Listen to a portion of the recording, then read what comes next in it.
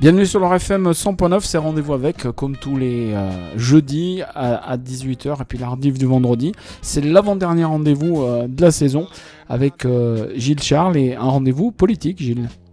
Tout à fait, Philippe. Bienvenue dans l'avant-dernier rendez-vous, comme vous l'avez dit, avec cette première saison. Aujourd'hui, encore une fois, la politique à l'honneur est Saint-Étienne, avec notre invité, premier adjoint de la ville de Saint-Étienne et tout nouveau président de l'UDI de la Loire, Gilles Artigue. Bonjour. Bonjour.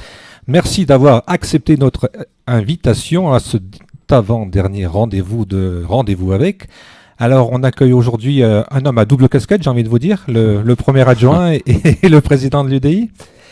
La tradition dans cette émission, on connaît bien aujourd'hui le personnage politique, mais qui est l'homme Gilles Artigue ? Ah, quelle question.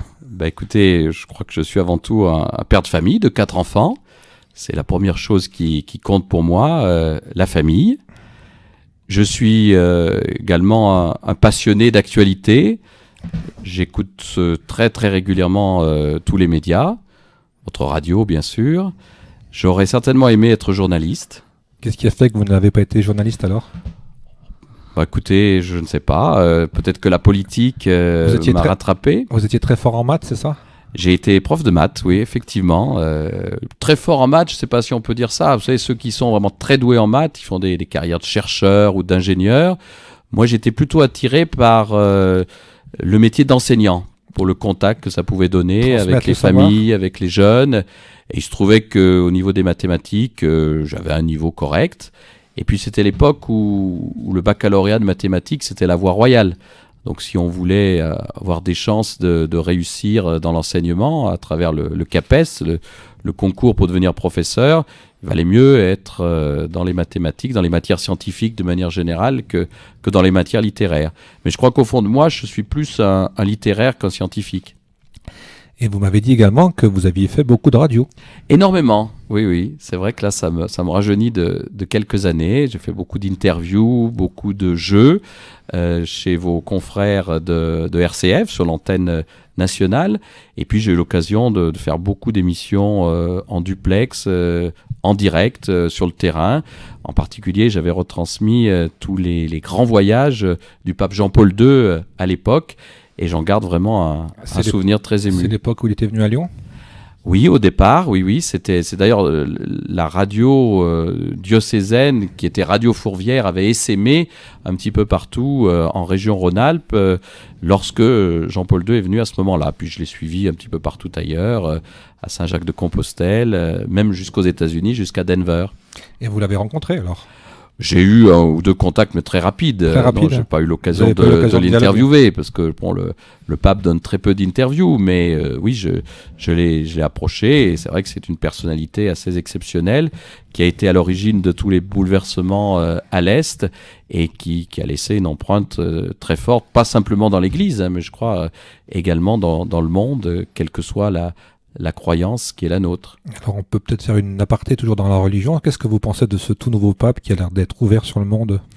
Bon, je pense qu'il est bien dans son temps, bien dans son époque. Il peut surprendre par un certain nombre de décisions. Moi, je le trouve courageux. Il vient d'un pays qui a souffert, donc il connaît bien la réalité du monde. Il est sur le terrain, puis il a à faire face quand même à un défi important de l'Église, puisqu'il y a de moins en moins de prêtres, particulièrement en France. Donc il va falloir qu'il organise l'Église avec cette donnée-là. Qu'il la réforme donc. Qu'il la réforme sans pour autant faire table rase des valeurs et des principes qui, de toute façon, resteront très exigeants. C'est donc un peu comme la politique alors, hein ? On peut, oui, comparer un peu. C'est vrai que quand on entre en politique, on consacre beaucoup de choses de sa vie. C'est un petit peu comme quand on entre en religion, certainement. Alors pour préparer cette émission, je vous ai beaucoup regardé, beaucoup entendu ces jours-ci dans les médias stéphanois et les médias locaux. J'ai vu que vous étiez très à l'aise. Est-ce que c'est quelque chose qui vous a facilité la vie d'avoir justement fait un peu de radio, fait un peu de journalisme amateur, de ce contact avec les médias ? Oui, je pense que effectivement, quand on est amené à faire de la politique, on prend souvent la parole en public, on répond à des questions de journalistes, et il y a un certain nombre de techniques qu'on acquiert avec l'expérience. Le fait d'avoir enseigné aussi, je pense que ça m'a beaucoup aidé, parce que quand on est devant une classe, on est devant un auditoire, devant un public, et ça permet aussi d'avoir un message qui porte en choisissant les mots qui vont tout de suite toucher les gens qui nous écoutent. Alors vous l'avez dit, vous étiez professeur de mathématiques et vous avez commencé votre carrière de politique jeune. Qu'est-ce qui vous a donné envie de vous engager ? Oh, écoutez, moi j'ai toujours été passionné par la politique. Déjà tout petit, je regardais tous les débats à la télévision. Je me souviens que j'avais été passionné par l'élection de Valéry Giscard d'Estaing en 1974, donc j'étais pas très grand, j'avais 9 ans à l'époque. Et puis, à un moment donné, j'ai eu envie de franchir le pas, d'adhérer à un parti politique. Je dois dire que Jacques Barrot est une personnalité qui m'avait beaucoup impressionné. J'avais eu l'occasion de le rencontrer à plusieurs reprises, et ce qui m'avait plu chez lui, c'est que c'était un homme politique d'envergure nationale, mais qui savait prendre le temps pour tout le monde, et qui, en Haute-Loire, à Yssingeaux, recevait énormément de gens pour finalement utiliser le petit pouvoir qui était le sien pour résoudre des difficultés que les gens lui soumettaient, des problèmes d'emploi, des problèmes de logement, des problèmes familiaux. Et donc c'est cet aspect-là des choses qui m'a donné envie de m'engager aussi à mon tour. Et puis au-delà de ça, c'est une personnalité qui a fait beaucoup pour son département au niveau des infrastructures routières et autoroutières. Et tout au long de mon parcours politique, finalement jusqu'à son décès, j'ai eu des contacts avec lui, et ses conseils m'ont été toujours très précieux. J'avais envie de vous dire, c'était le bon sens paysan. Oui, on peut dire ça. Oui, c'était quelqu'un qui, en tout cas, était très franc et préférait affirmer fortement ses convictions, même s'il savait que c'était pas forcément dans l'air du temps. Il fait partie de ces gens qui préfèrent perdre une élection que perdre son âme. Ça devient rare maintenant, non ? C'est vrai, oui, c'est de plus en plus rare, mais ça existe encore. Ouais. Vous parlez de Jacques Barrot, on ne peut pas s'empêcher de penser à Laurent Wauquiez. Est-ce que c'est son successeur, ou alors c'est complètement différent ? C'est un style très différent. Laurent Wauquiez, c'est vrai, a des méthodes qui ne sont pas celles de Jacques Barrot. C'est pas un centriste, non. C'est un homme de droite, tout à fait revendiqué, et moi, je le respecte. Mais bien sûr, mais tout le monde respecte tout le monde. Vous êtes élu depuis donc samedi le nouveau président de l'UDI, et j'ai beaucoup entendu parler de rassemblement, mais surtout pour quel programme et quelles ambitions ? Alors si je me suis lancé dans cette aventure de la présidence de l'UDI, c'est que je pensais que ce département de la Loire devait avoir cette proposition centriste, cette offre qui, au fil du temps, s'était affaiblie par les divisions que nous avions pu avoir ici ou là. Et je sais qu'il y a de nombreux habitants de ce département qui cherchent une proposition qui soit modérée, qui en toute chose cherche l'équilibre et le consensus, et qui porte aussi de fortes valeurs de solidarité, des valeurs européennes, des valeurs écologiques. Et c'était utile que nous puissions redynamiser cette famille politique. Donc j'ai fait un gros travail de rencontre avec tous ceux qui sont présents dans l'UDI, qui est un parti compliqué, parce que en fait c'est une confédération de différents partis. Il y a 5 partis qui composent l'UDI. Il y a le Parti radical, qui est présidé dans la Loire par Michel Thiollière. Il y a la Fédération européenne et démocrate, la FED, qui est présidée par François Rocheboine, qui était président avant moi. Vous avez l'Alliance centriste, dont la déléguée départementale est Nicole Aubourdi. Vous avez également le Nouveau Centre avec Paul Corrieras et Frédéric Durand. Vous avez la Gauche moderne avec Grégory Milan. Et puis vous avez les adhérents directs. Moi je suis adhérent direct. J'ai adhéré directement à l'UDI après une rencontre avec Jean-Louis Borloo, qui est le fondateur de cette nouvelle formation politique qui est née en 2012. Donc voilà, c'était le but. C'était essayer de faire en sorte que cette famille qui a des atouts, qui a de nombreux élus, quand on regarde bien, pas simplement d'ailleurs dans le nord du département, qu'elle puisse se retrouver, faire l'union. Et puis c'est pas le tout, parce que cette union, je l'ai réalisée, puisque j'ai été élu avec un score sans appel samedi dernier. Mais une fois élu, il faut travailler et il faut s'organiser. Et on en est là, à l'organisation du parti. Et on entend beaucoup parler d'UDI Loire, et moi j'ai un peu le sentiment de voir plus UDI Saint-Étienne. Avez-vous une influence dans le Forez et la région de Roanne ? Alors justement, parmi les engagements que j'ai pris dans la campagne interne, c'était de développer l'UDI dans tout le département. Donc, comme vous le dites, à Saint-Étienne, nous sommes nombreux, particulièrement au conseil municipal, dans la majorité de Gaël Perdriau, où depuis 2014, nous vivons sans embûche, sans difficulté cette union. Il y a donc des centristes derrière un maire républicain et les choses se passent bien, en particulier pour ce qui me concerne en tant que premier adjoint ayant la délégation générale. Je crois que c'est pas dans toutes les villes de France que le maire confie au premier adjoint la délégation générale. Donc ça veut dire quoi exactement, délégation générale ?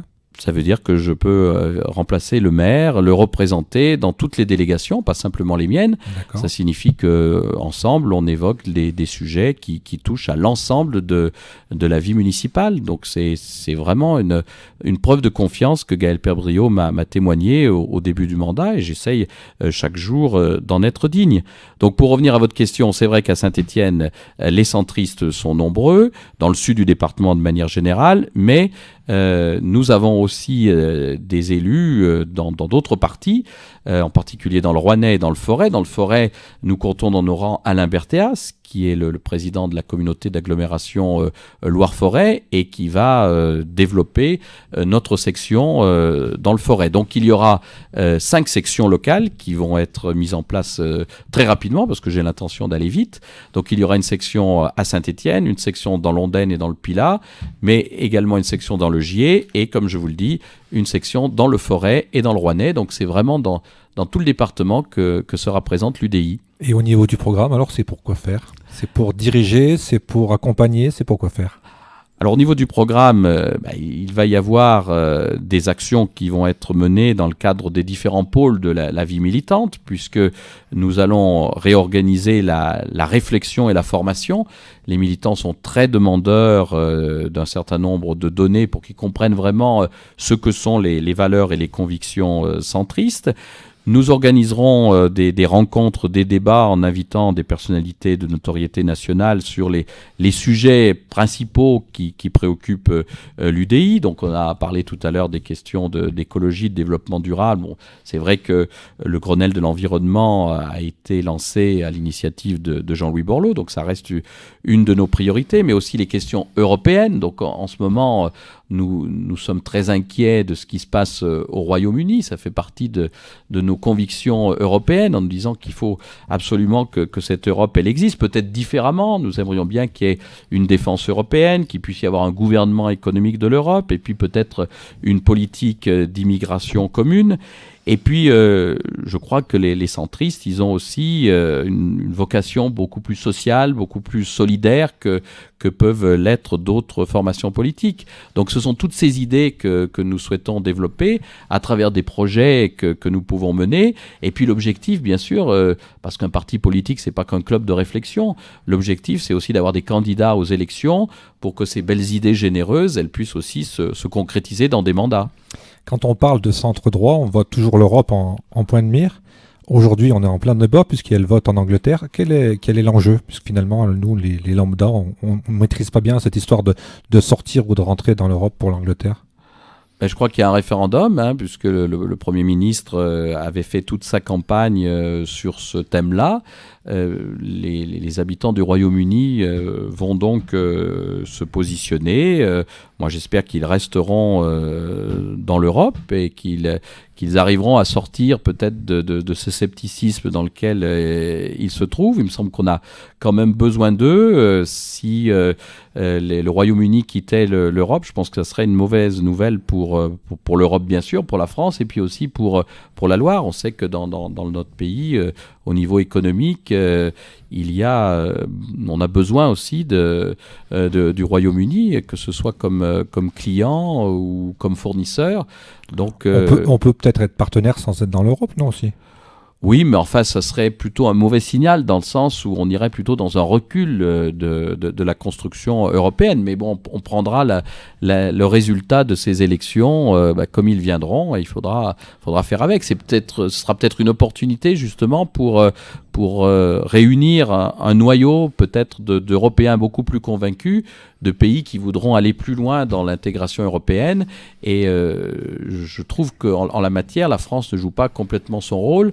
Lorsque l'Europe a bien fonctionné, c'est lorsque la France prenait des initiatives, lorsque l'Allemagne derrière enclenchait et qu'on arrivait à le faire partager à tout le monde. Il faut reconnaître que le couple franco-allemand est un petit peu en panne actuellement et que pour nous qui sommes des Européens convaincus, c'est un peu désolant.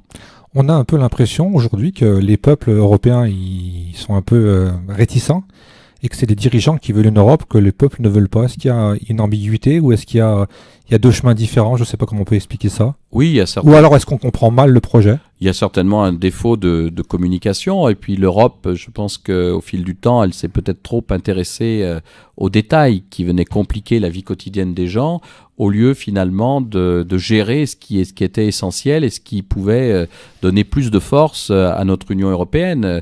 On a l'impression de perdre en souveraineté, mais en réalité, c'est bien en s'unissant qu'on est plus fort et qu'on peut faire face aujourd'hui aux grandes puissances émergentes qui existent de par le monde. Alors on peut dire que je vous croise assez régulièrement, vous et d'autres politiques, et au niveau des idées et du contenu, je me pose toujours la question pourquoi les centristes, que donc vous êtes aujourd'hui le président de l'UDI, suivent toujours la droite, alors que souvent vous êtes plus proche de certains socialistes, je ne vais pas nommer M. Macron ou encore M. Gagnère, on a l'impression que vous êtes plus proche dans les idées, et pourtant vous êtes toujours avec cette droite pour les élections, ou vous maintenant pour gouverner à la mairie de Saint-Étienne. Alors il est clair. Expliquez-moi tout ça. C'est très clair, hein. L'UDI est un mouvement de centre-droit. Donc à partir de ce moment-là, le positionnement politique, il est clair. Ça ne veut pas dire que nous acceptons de suivre notre partenaire bêtement surtout. Vous n'êtes pas des moutons. Absolument pas. Nous sommes des partenaires exigeants. Nous avons nos idées, nos convictions. Il y a un certain nombre de dossiers sur lesquels nous avons une influence importante et nous voulons justement être beaucoup plus forts pour que le partenariat avec les Républicains puisse être aussi percutant et qu'on puisse, comme on dit en politique, ratisser beaucoup plus large. Je pense que pour gagner, on s'est bien rendu compte, particulièrement en 2014 à Saint-Étienne, qu'il y avait besoin d'additionner toutes ces forces, cet électorat, l'électorat de droite et l'électorat du centre. Alors aujourd'hui, nous sommes tout à fait à l'aise dans ce partenariat avec les Républicains. Je nous verrais mal partir avec un parti socialiste qui est totalement désorganisé, c'est pas de partir, qui c'est n'a un pas peu de ligne. Au niveau du contenu, on a l'impression que souvent au niveau des idées, vous êtes plus proche d'un M. Gagnère ou d'un M. Macron que on en a parlé tout à l'heure, d'un M. Wauquiez peut-être. Alors il y a effectivement un espace central dans la vie politique française qui va du centre droit au centre gauche, qui certainement serait le lieu où on pourrait vraiment trouver des solutions aux problèmes du pays. La difficulté, c'est qu'en France, il y a un bipartisme qui existe. Il y a une frontière qui est, je pense, infranchissable entre la droite et la gauche. Il y a eu une expérience qui a été menée, et j'ai contribué d'ailleurs à ma manière. Vous parlez de M. Bayrou ? Oui, au niveau du MoDem. Je ne regrette d'ailleurs pas ce temps-là parce que François Bayrou voulait défendre l'idée d'un centre indépendant qui soit différent de ce que la droite et la gauche pouvaient proposer. Et puis, bon, force est de constater que dans ce pays, quand vous n'êtes ni à droite ni à gauche, vous êtes nulle part. Donc François Bayrou a fait lui-même ce constat. Je crois qu'il a été élu maire de Pau grâce aux voix de l'UMP à l'époque, avant qu'ils ne deviennent les Républicains. Donc on peut quand même influer les décisions et l'orientation du camp de la droite et du centre en étant pleinement ce que nous sommes. Et puis vous savez, les questions sociales, les questions de solidarité, elles sont pas l'apanage de la gauche, bien au contraire. Hein. À droite aussi, il peut y avoir des gens généreux, des gens qui aient envie d'aider les autres et d'utiliser leur mandat pour être vraiment utile et changer la vie quotidienne de nos concitoyens. Est-ce que c'est un problème d'institution, justement, parce qu'on a aussi cette impression que le peuple français, en majorité, voudrait finalement des gens de bon sens du centre, quoi. Quand on parle aujourd'hui, on parle d'Alain Juppé, on parle de Macron, c'est un peu le centre, non ? Oui. Un large centre. Donc c'est juste un problème d'institution. On ne peut pas gouverner un pays au centre. Oui, puis c'est aussi une difficulté d'organisation du centre. Les difficultés qu'on a connues dans la Loire et qui sont maintenant derrière nous, puisqu'on en est arrivé à se rassembler et à s'unifier vraiment dans notre département, c'est aussi quelque chose qu'on ressent au niveau national. Bon, l'UDI n'a plus de personnalité charismatique comme l'était Jean-Louis Borloo, par exemple, qui a fondé cette famille politique et qui l'a quitté. Et sans leader vraiment identifié au niveau national, nous avons bien du mal à pouvoir apparaître un jour comme pouvant jouer les premiers rôles dans ce pays. Mais notre ambition, c'est quand même qu'un jour, il puisse y avoir un président de la République centriste. En vous écoutant, donc j'ai l'impression qu'on suit plus un homme que des idées alors. Les deux. Je pense qu'un homme seul, il peut pas faire grand-chose, mais un homme a besoin aussi de montrer le chemin, d'être comme dans un train. Il a besoin d'avoir une bonne locomotive pour que tous les wagons suivent. Il faut, vous savez, pour gagner, il faut un homme, il faut une équipe et il faut un projet. Je crois que en toute chose, c'est ce triptyque qui permet d'avancer. Alors on va faire notre pause musicale et vous nous avez posé une question. Il est où le bonheur ? Est-ce que vous savez, vous, il est où le bonheur ? Eh bien, écoutez, moi je pense que le bonheur, il faut pas le chercher très loin. Il faut des petites choses de la vie. Des petites choses de la vie. Puis il faut se contenter de ce qu'on a, de ce qu'on est. Bien sûr, c'est pas parfait. On veut toujours s'améliorer. C'est ça qui donne aussi finalement du piment à la vie, que d'avoir des projets, d'avoir envie de progresser. Mais je pense aussi que bon, il faut savoir regarder autour de soi, comme vous le dites, profiter des bonnes choses. Et dans la vie politique, il y a énormément de bonnes choses et pour ce qui me concerne, dans ma vie familiale, dans ma vie professionnelle, je suis comblé. Donc le bonheur, je pense que je le vis au quotidien. Allez, on fait notre pause musicale, on revient juste après Christophe Maé et il est où le bonheur ? Il est où ? J'ai fait l'amour, j'ai fait la manche, j'attendais d'être heureux. J'ai fait des chansons, j'ai fait des enfants, j'ai fait la gueule, j'ai fait semblant, on fait comme on peut. J'ai fait le con, c'est vrai, j'ai fait la fête, ouais. Je croyais être heureux, mais y a tous ces soirs sans potes, quand personne sonne et ne... C'est dimanche soir dans la flotte, comme un con, essayant de le noyer mais il flotte. Ce putain de chagrin. Alors je me chante mes plus belles notes et ça ira mieux demain. Il est où le bonheur? Il est où? Il est où? Il est où le bonheur? Il est où? Il est où? Il est là le bonheur, il est là. Il est là. Il est là le bonheur, il est là. Il est là. J'ai fait la cour, j'ai fait mon cirque, j'attendais d'être heureux. J'ai fait le clown, c'est vrai, et j'ai rien fait, mais ça ne va pas mieux. J'ai fait du bien, j'ai fait des fautes, on fait comme on peut. J'ai fait des folies, j'ai pris des fous rires, ouais. Je croyais être heureux, mais y a tous ces soirs de Noël où l'on sourit poliment pour protéger de la vie cruelle tous ces rires d'enfants et ces chaises vides qui nous rappellent ce que la vie nous prend. Alors je me chante mes notes les plus belles, c'était mieux avant. Il est où le bonheur? Il est où? Il est où? Il est où le bonheur? Il est où? Il est où? Il est là le bonheur, il est là. Il est là. Il est là le bonheur, il est là. Il est là. C'est une bougie le bonheur. Ris pas trop fort d'ailleurs, tu risques de l'éteindre. On le veut le bonheur, oui, on le veut.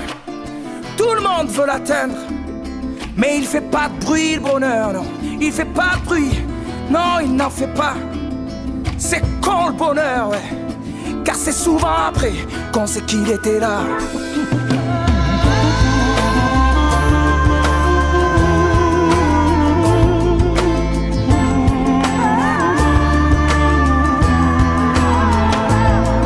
Il est où le bonheur? Il est où?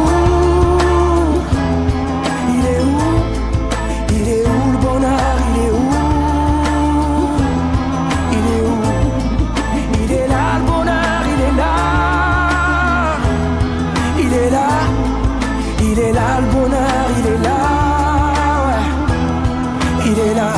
Oh, mais il est où le bonheur? Il est où le bonheur? Il est où? Il est où? Oh, mais il est où le bonheur?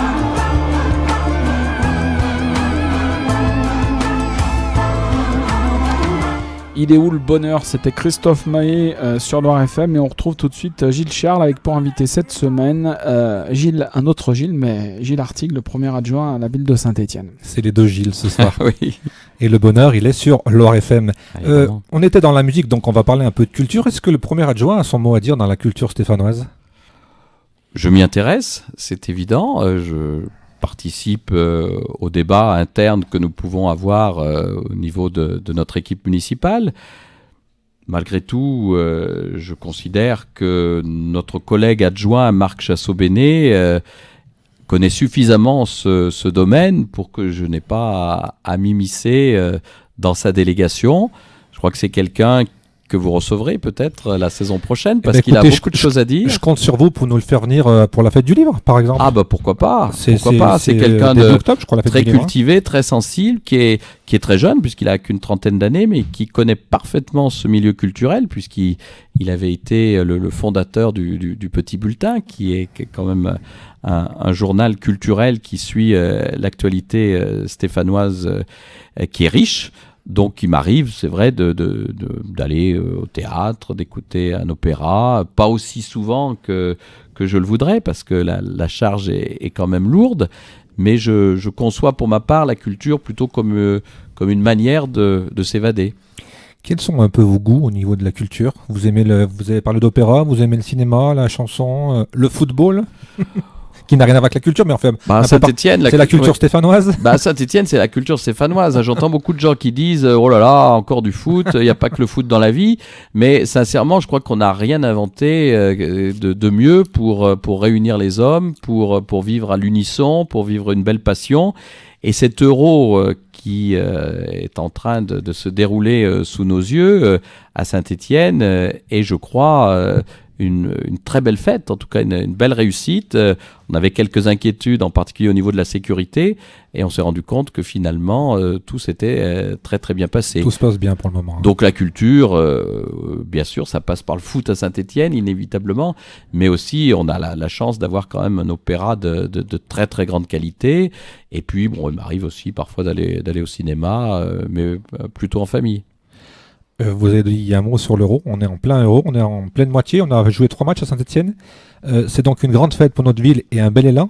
Quel premier bilan pouvez-vous en tirer? Est-ce qu'on a déjà des retours, des retombées? Est-ce qu'on peut déjà avoir un mini bilan à mi-parcours? C'est difficile en tout cas de donner des chiffres pour l'instant. Moi, ce que je constate, c'est qu'il y a une grande satisfaction des commerçants, particulièrement les vendeurs de bière. Au niveau des bars, les vendeurs de bière. Alors là, ils ont eu vraiment beaucoup à faire avec les Islandais, avec les Croates, avec les Anglais.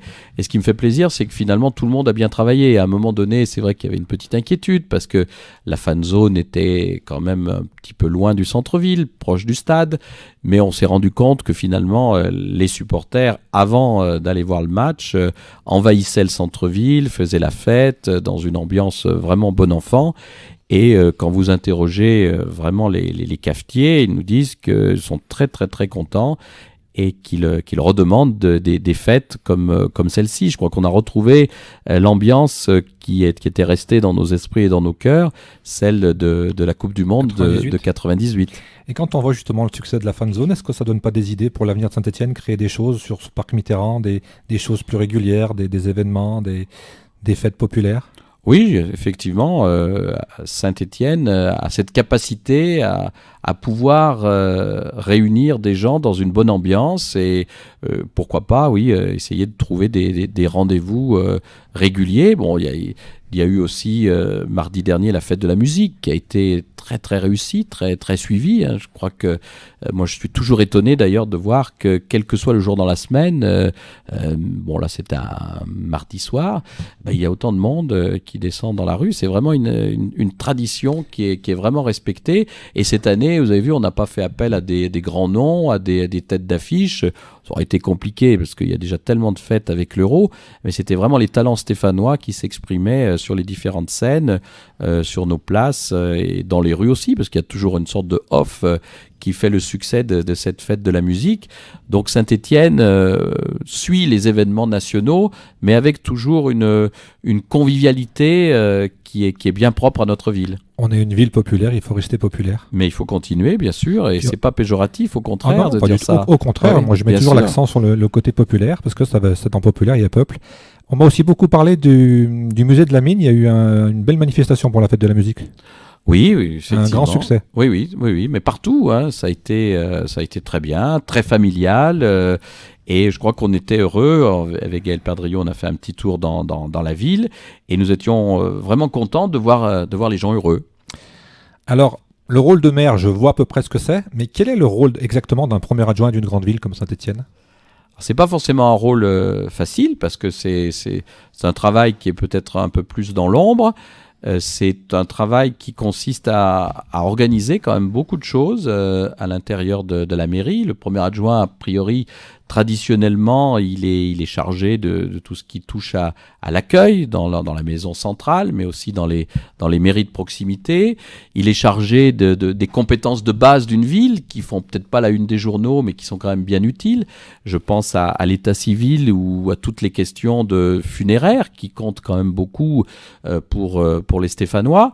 Et puis, il est là pour représenter le maire lorsque celui-ci est absent ou empêché. Il a une fonction un peu de coordination générale, d'observation un peu de tout ce qui peut se faire dans la ville. Et c'est un rôle que j'ai tenu auprès de Gaël Perdriau, je pense avec beaucoup de loyauté depuis le début du mandat. Il est toujours en retrait par rapport au maire. Ça fait partie de la règle. Et moi, je l'applique parce que j'estime qu'il y a un patron, il y a un leader que les Stéphanois ont choisi. Mais il y a aussi un numéro 2. Et j'entends aussi remplir cette fonction. Vous êtes le numéro 2 ou le numéro 1 bis ?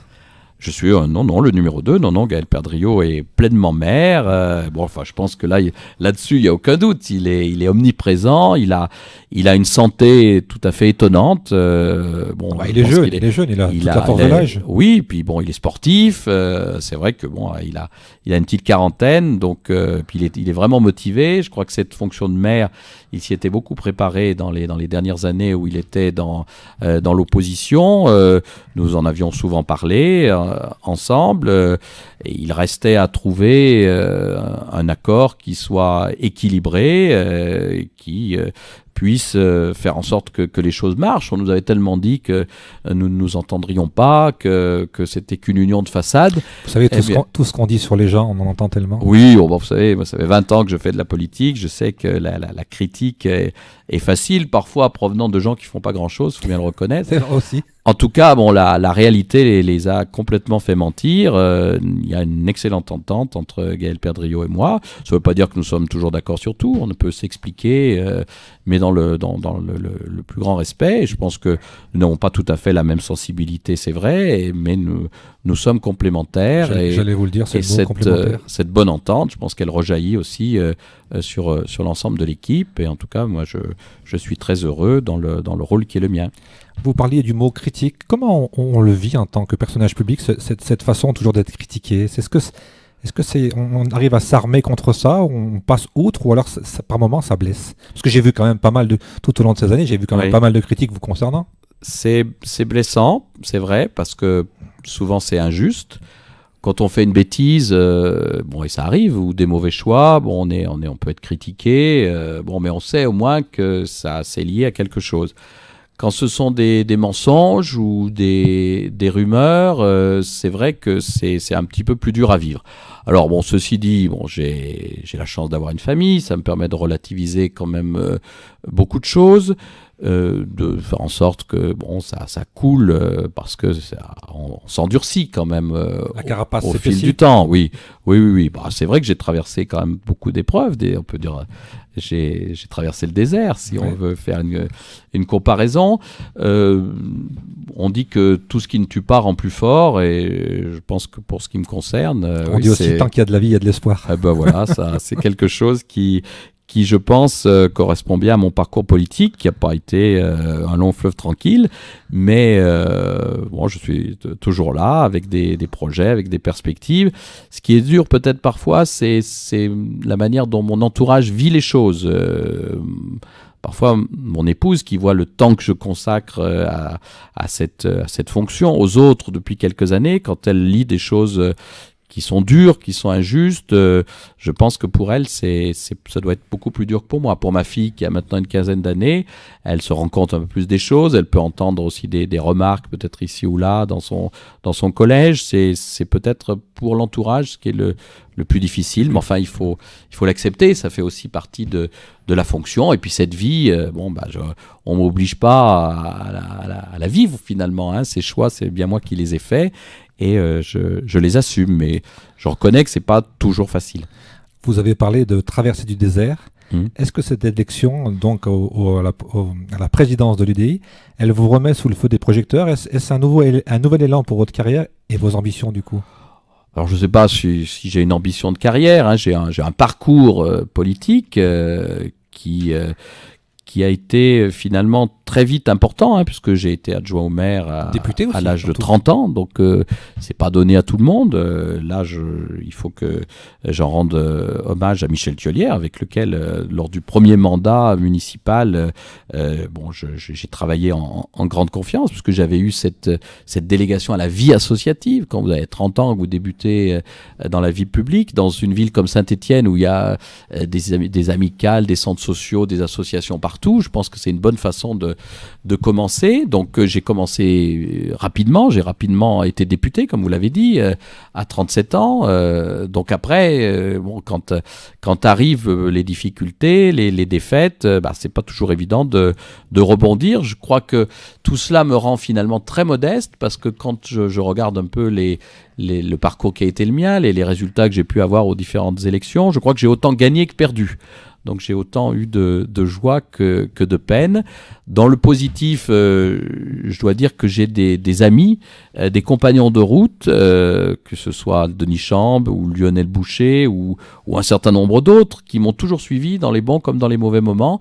Et ça, je crois que c'est très très précieux d'avoir un petit groupe d'une dizaine de personnes qui sont à la vie à la mort, comme on dit, et qui ne m'ont jamais laissé tomber, y compris quand on voyait pas bien comment on allait pouvoir rebondir et repartir. Aujourd'hui, c'est vrai que c'est une nouvelle page qui s'ouvre, et que les perspectives sont plutôt heureuses. À suivre alors, hein. Oui. Est-ce que vous saviez que depuis plus de 200 ans, Saint-Étienne n'a jamais eu de maire ou de premier adjoint femme? Ah, c'est possible, oui. Non, mais oui. c'est même sûr. Oui, non, mais si vous le dites, c'est incroyable. Oui. Ça peut changer un jour. Oui. Y aura-t-il un candidat de l'UDI à la primaire de la droite? On va revenir à des choses sérieuses. Alors là, oui, on enchaîne sur quelque chose de très sérieux, oui. C'est quand on tourne les pages, on change de sujet. On passe à autre chose tout de suite, là, on prend un chaud et froid. Donc, je vais répondre à votre question, bien évidemment. Donc, la participation de l'UDI à la primaire a été tranchée de manière tout à fait démocratique, puisqu'au mois de mars, nous avons eu un congrès national. La question était posée, donc la consultation a été claire. L'UDI ne présente pas de candidat à la primaire. Donc c'est une primaire entre candidats républicains. Alors on ne sait pas très bien combien ils seront au final, hein, puisqu'il faut un certain nombre de parrainages. Là, ils sont 12 ou 14, je ne sais plus très bien. Au final, ils seront que 4 ou 5. Ça ne veut pas dire, le fait de ne pas avoir de candidat à la primaire, que les militants de l'UDI ne pourront pas aller voter pour cette primaire, hein. Je pense qu'ils le feront, en tout cas qu'il y aura une certaine liberté à ce moment-là. Il n'est pas prévu non plus que l'UDI soutienne un des candidats républicains, donc il y a liberté de choix pour les adhérents. Par contre, une fois que le candidat aura été choisi, lorsqu'il y aura donc un vainqueur de la primaire, c'est à ce moment-là qu'il y aura des discussions au niveau national et que l'UDI s'assurera que dans le projet présidentiel qui sera porté, les valeurs de l'UDI soient bien présentes. Et puis, naturellement, puisque le président de la République, il aura besoin d'asseoir son gouvernement sur une majorité au Parlement, il y aura des discussions concernant les circonscriptions législatives. Et vous, à titre personnel, est-ce que vous avez fait votre choix d'un candidat des Républicains, comme notre maire qui, lui, a choisi Bruno Le Maire ? Non, je n'ai pas fait mon choix. En tout cas, je n'ai pas envie d'en parler publiquement. J'ai plutôt l'intention, c'est vrai, d'aller voter à la primaire de manière discrète, sans forcément afficher un choix, parce que, encore une fois, je pense qu'à l'UDI, il y a des avis très différents, et qu'en tant que président, je me dois de prendre un peu de hauteur. Est-ce que vous êtes toujours fidèle à François Bayrou? Parce que j'ai vu qu'il serait peut-être avec un ticket avec Alain Juppé. Alors, François Bayrou reste une personnalité avec laquelle je suis toujours en contact. Il m'arrive de l'appeler assez régulièrement. Je garde beaucoup d'affection pour lui, beaucoup d'admiration aussi. Je pense que c'est vraiment une personnalité politique qui compte dans notre pays, qui n'a jamais dérogé, qui a une idée, parfois difficile à être comprise par les Français. Pour ma part, je suis allé au bout du bout de ce qu'on pouvait faire avec lui. J'y ai perdu mon siège de député, disons les choses très, très clairement, hein, lorsque la plupart l'ont quitté. Moi, j'ai voulu rester avec lui parce que justement, cette idée d'un centre indépendant, j'y croyais. J'ai contribué à la création du mouvement démocrate qui, malheureusement, au fil du temps, n'a pas pu atteindre ses objectifs. Et je dois dire que qui a été pour moi la fin de l'histoire avec lui, en tout cas en tant que politique. Qu'appartenance dans son parti, c'est quand il a appelé à voter François Hollande. C'est quelque chose que personnellement je pouvais pas cautionner. Et donc je le lui ai dit d'une manière toute simple. Il s'est trouvé que dans le même temps, Jean-Louis Borloo voulait réunir l'ensemble des centristes, et c'était pour moi l'occasion de pouvoir travailler à cette unité des centristes. Et donc j'avais rencontré Jean-Louis Borloo pour en discuter, et il m'a encouragé donc à rejoindre l'UDI, à travailler avec l'UDI. Mais bon, François Bayrou reste bien sûr une personnalité forte, et j'espère qu'à l'avenir, il pourra jouer un rôle important en France. C'est pas quelqu'un qui pourrait justement, cette personne qu'on cherchait tout à l'heure, qui pourrait reprendre l'UDI, enfin je veux dire, porter l'UDI, non? Ou alors c'est des valeurs qui sont... je sais pas, on a l'impression que c'est un peu la même famille quand même. Aujourd'hui, le mouvement démocrate, le MoDem, n'est pas dans l'UDI. Ce sont deux partis politiques différents. Il peut y avoir une proximité, une association. Ça s'est vu dans un certain nombre d'élections. Au moment des élections européennes, UDI et MoDem sont partis ensemble. Au municipal, c'était le cas. Au régional également. Et il est vrai que nous avons quand même une proximité forte. Mais pour l'instant, ce sont deux formations différentes. Et mon souci, c'est d'organiser l'UDI, dans la Loire particulièrement. Êtes-vous, comme la plupart des Français, contre un nouveau duel Hollande-Sarkozy? Oh, sincèrement, oui. Je pense que ça serait désolant si c'était ce qui était proposé aux Français l'année prochaine. De toute façon, vu les scores que le Front National enregistre, on peut malheureusement tabler sur une présence de Marine Le Pen au deuxième tour de l'élection présidentielle, ce qui me désole bien évidemment, mais bon, c'est une réalité. Donc il faut tout faire pour que face à Marine Le Pen, ce soit un candidat de la droite et du centre qui soit présent. Ça signifie qu'il faut trouver un accord avec les Républicains, parce que si cet accord ne pouvait pas être trouvé, ça signifie qu'il y aurait un candidat centriste au premier tour de l'élection présidentielle, avec les risques de dispersion de voix. Et ce qui serait encore plus catastrophique que Sarkozy-Hollande, ce serait Hollande-Le Pen. Donc il faut tout faire pour que ça n'arrive pas. Ouais, c'est mon point de vue. Oui, et puis l'avenir nous le dira. Oui. Pour revenir sur Saint-Étienne, ville dont le fer de lance est les Verts, oui. La mairie semble aujourd'hui tout miser sur le design. Existe-t-il d'autres réflexions pour relancer cette ville ? Déjà, le design, c'est un bon atout. Ouais. Hein, je pense que Assez quand même, assez mécompris par les Stéphanois quand même, hein, je note. Hein. ça avance quand Ça même. avance. Ce qu'il faut, c'est que le design rayonne dans la ville, que ce soit pas qu'une fois tous les 2 ans au moment de la biennale. Il faut que les Stéphanois se rendent compte que dans l'espace public, le design est bien présent. Que au niveau économique aussi, c'est une donnée qui peut être créatrice d'emplois.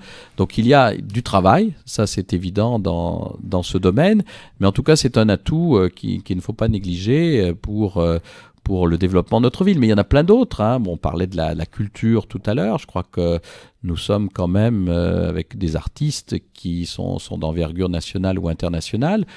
Au niveau économique, nous avons des entreprises qui rayonnent également dans le monde. Les questions de mécanique sont des domaines qui sont toujours d'actualité et qu'il faut qu'on arrive à développer. Donc je pense que Saint-Étienne a une multitude d'atouts. Puis l'atout principal, c'est aussi son environnement, sa nature, le fait qu'on soit une grande ville comme ça, avec un écrin de verdure à quelques minutes du centre-ville, c'est quand même quelque chose qu'il faut essayer de vendre. Et peut-être que l'Euro, qui a permis à plein de supporters de découvrir notre ville avec sa chaleur, avec sa convivialité, leur donnera peut-être envie d'y revenir. Et puis on a peut-être la chance d'être aujourd'hui au milieu, au cœur de cette nouvelle région Auvergne-Rhône-Alpes. Absolument, oui, on est vraiment au centre, oui. Donc vous êtes totalement au centre alors. Hein. Ah ben là on est au centre, pleinement au centre, oui, dans tous les domaines. Oui. Une question qui me venait aussi, c'est comment peut-on lutter contre ce déclin commercial en centre-ville et tous ces rideaux qui sont baissés et je vais compléter, on m'a parlé qu'il y avait un projet de la rue de la République de faire une rue design. Est-ce que vous avez des infos là-dessus? Oui, c'est effectivement un grand projet qui est mené par la Cité du Design, qui est mené aussi par tous les collègues qui sont concernés, que ce soit Marc Chassot-Bénet au titre de la culture, et puis bien sûr Lionel Saugue, qui sera, je crois, votre invité la semaine prochaine. Donc Lionel vous expliquera, je pense, un petit peu plus dans le détail sa stratégie pour revitaliser le centre-ville. Il se bat à travers des animations et il est aussi face à un contexte qui est national, pas simplement stéphanois. On sait que les habitudes des gens ont beaucoup changé par rapport à leurs achats. Beaucoup de choses se font en ligne, donc ça devient très très difficile. Malgré tout, on a quand même eu dans le centre-ville l'arrivée d'un certain nombre d'enseignes qui montrent que les investisseurs s'intéressent quand même toujours à Saint-Étienne. Et puis, pour faire revenir la clientèle, il faut qu'on assure non seulement une bonne animation commerciale, sachant que la municipalité ne peut pas tout faire. C'est aussi aux commerçants de faire des efforts pour attirer les clients. Mais nous, à notre niveau, nous devons mettre le paquet pour qu'il y ait un environnement qui soit beaucoup plus propice. Et dans ce domaine, je crois qu'on a vu depuis notre élection en 2014 des progrès sensibles qui ont été enregistrés, que ce soit dans le domaine de la propreté, bien que là, il faut y rester très modeste parce que rien n'est jamais acquis, c'est une question aussi de citoyenneté, et puis également dans la sécurité, où là, incontestablement, les forces de police sont beaucoup plus présentes, plus rassurantes, plus visibles, et qui permettent aux familles de revenir déambuler en toute quiétude dans le centre-ville. Mais c'est une bataille que nous menons, une bataille de longue haleine. Une question complètement utopique. Est-ce qu'on peut rêver qu'un jour, parce que beaucoup de gens le disent, les parkings soient gratuits pour attirer les gens en centre-ville pour aller faire leurs courses? Est-ce qu'il y a une solution? Alors, ça fait partie des fausses bonnes idées, parce que si tout est gratuit, je crains qu'on n'ait pas forcément le turnover qu'on souhaite, parce que les places de parking ne seront jamais en nombre suffisant. Donc l'important, c'est qu'il y ait peut-être des opérations attractives. Et ce que nous avons fait pour qu'il y ait les fameuses 2 heures gratuites, je pense que ça va dans le bon sens, ou les 20 minutes de gratuité sur le stationnement en surface. Moi, je croirais davantage en ces solutions attractive plutôt que de donner une gratuité totale, parce que finalement tout a un coût et c'est normal que nos concitoyens puissent payer un peu. Les centres commerciaux en extérieur de ville, c'est gratuit, quoi. Oui, mais c'est une autre façon de voir les choses. C'est sur un espace privé, mais j'avoue que c'est effectivement une concurrence rude, parce que c'est bien ça, sûr, les clients ont plus de facilité. Donc à partir du moment où les parkings sont concédés, il faut que le concessionnaire puisse aussi s'y retrouver, et ça peut difficilement être autrement que par un prix de stationnement, un prix de place qui doit être raisonnable. Est-ce que vous avez des infos sur le début des travaux du fameux style qui doit se construire au Pont de l'Âne? Les choses On a parlé de la fin de l'année, c'est ça? Les choses avancent, c'est prévu pour 2018. Ouais. Donc voilà, les choses sont parties. Il y a un c'est beau en geste cours. architectural qui est prévu. Et puis actuellement, il y a des contacts qui sont pris pour remplir les différentes surfaces, sachant que la règle est claire. Il ne faut pas concurrencer les commerces du centre-ville. Donc c'est plutôt des enseignes que nous n'avons pas actuellement, dans des enseignes de bricolage par exemple, et de service, jardinage, service. Donc ça avance tout à fait normalement, et donc nous serons dans les temps pour ouvrir ce centre commercial au Pont de l'Âne. Pour conclure, en 2017, serez-vous candidat aux élections législatives ou sénatoriales après votre dernier échec au conseil départemental? Alors ma décision n'est pas prise, je prends les choses, si vous voulez, les unes après les autres. Actuellement, j'ai beaucoup de travail dans le cadre des délégations qui sont les miennes à la mairie et à Saint-Étienne Métropole, puisqu'on n'a pas parlé de la communauté urbaine, mais je suis également vice-président. Mon objectif, c'est d'organiser l'UDI. Je veux aller très vite pour relancer les instances statutaires, pour mettre en place les différentes sections locales, comme je vous l'ai dit, pour relancer la vie militante au niveau de la réflexion, au niveau de la formation des militants, la communication. Enfin, il y a énormément de choses. Une candidature, pourquoi pas, mais pour l'instant, c'est vrai que c'est pas dans les tuyaux. C'est pas encore quelque chose. J'y songe évidemment, mais vous savez, il y a pas. Je suis pas le seul. On a beaucoup de collègues élus, énormément de talents qui peuvent s'exprimer lors d'un scrutin. Ce qui est certain, c'est qu'au-delà de ma personne, l'UDI sera bien sûr représentée aux prochaines élections. Au niveau des législatives, il y a la circonscription de François Rochebloine, elle est centriste, il est sortant, s'il veut repartir, nous serons derrière lui. Et puis, pour le reste, sur Saint-Étienne, il y a toujours eu un partage entre la droite et le centre.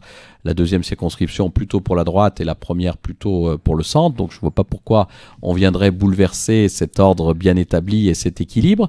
Et puis cette année, c'est vrai que c'est un peu particulier, aussi loin que je puisse réfléchir. Je crois que ça n'est jamais arrivé, en tout cas pas dans la Loire. Les élections sénatoriales seront très très proches des élections législatives en juin 2017 et les sénatoriales en septembre. Donc ça fait partie aussi des discussions que nous aurons avec les Républicains, puisque comme je vous l'ai dit, étant une formation de centre droit, on ne peut pas envisager des candidatures qui ne soient pas des candidatures d'union. Donc, pour répondre à votre question, l'UDI sera présente aux législatives et aux sénatoriales. Qui seront nos représentants? Pour l'instant, c'est prématuré de le dire. Les investitures, c'est à quelle date qu'on les donne? Bon, écoutez, je pense que les choses se feront après la désignation, en tout cas du candidat à la primaire, de manière précise. Et d'une manière définitive. Il faut bien mener campagne là aussi. Oui, bien sûr. Mais bon, je dirais, on fait campagne tous les jours. On n'est pas obligé de se déclarer candidat. On reste sur le terrain. On a une parole aussi qui est relayée par les médias. Mais je pense que, comme toujours, que ce soit l'UDI ou les Républicains, il y aura des candidatures à la candidature. Et puis après, il y aura des discussions entre nous pour aboutir sur des candidatures d'union. Et je pense que de manière claire et définitive, les choses seront connues en fin d'année 2016, début d'année 2017. Bon, je crois qu'on a été assez complet. Oui, absolument. Vous avez vu une demi-heure à Loire FM, c'est large la demi-heure. Ah oui, c'est des grosses demi-heures, oui. J'en profite que vous êtes là, vous êtes président de l'UD de la Loire, on a dit. S'il y a des gros candidats qui viennent nous voir dans les mois qui viennent, est-ce qu'on peut compter sur vous pour nous les amener à Loire FM? Bon, il n'y a pas de problème. Bon, je pense qu'ils connaissent le chemin et ils ont en tout cas... Non, mais je parle des candidats nationaux, moi, des grandes envergures. Bah oui, si on pouvait avoir des pointures, on serait ravis de les accueillir. Ah ben sans difficulté. D'ailleurs, dans le programme qui est le nôtre, il y a cette volonté de recevoir nos grands leaders nationaux. Donc les dates sont pas encore totalement calées, mais Jean-Christophe Lagarde viendra bien sûr dans la Loire, très certainement pour présider une convention régionale dans le cadre de notre université de rentrée. Et puis nous recevrons très certainement Hervé Morin, Jean Arthuis, Chantal Joanneau aussi, qui qui a un message en matière de développement durable à développer. Donc tout cela, c'est bien programmé dans le département. Et bon, il n'y a aucun souci. Et lorsqu'ils seront là, ils répondront à toutes les sollicitations des médias locaux et particulièrement celle de Loire FM. Nous, on rattaque en septembre pour la saison 2. On termine la saison la semaine prochaine, vous l'avez dit, avec l'adjoint au commerce, Lionel Saugue. Merci beaucoup, passez tous une bonne semaine. Merci encore une fois, Gilles Artic, d'être venu au micro de Loire FM. Merci Gilles, j'ai passé un très bon moment avec vous. Et puis je vous souhaite très sympa. Plein de belles choses pour l'avenir. Merci, à bientôt. Au revoir. Au revoir Philippe. Au revoir Gilles.